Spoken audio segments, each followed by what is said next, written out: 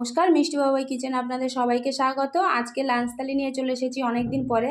আর বাপের বাড়িতে ছিলাম, আপনারা দেখেছেন চড়ক পূজায় সন্ন্যাসী হয়েছিলাম, একটু মানসিক ছিল ছেলে, আমি সবাই সন্ন্যাসী হয়েছি মাটা।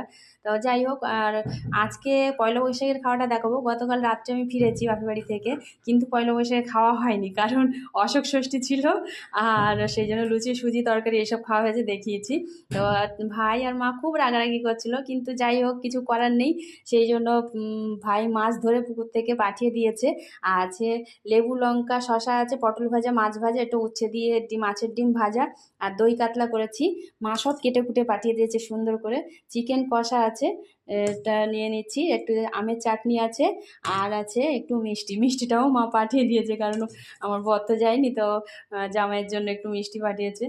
দই আছে, আর মাছগুলো সব বাপের বাড়ির। আজকের পয়লা বৈশাখের খাওয়াটা হবে। যদি লাঞ্চ থালিটা ভালো লাগে একটা লাইক করবেন, চ্যানেলটাকে সাবস্ক্রাইব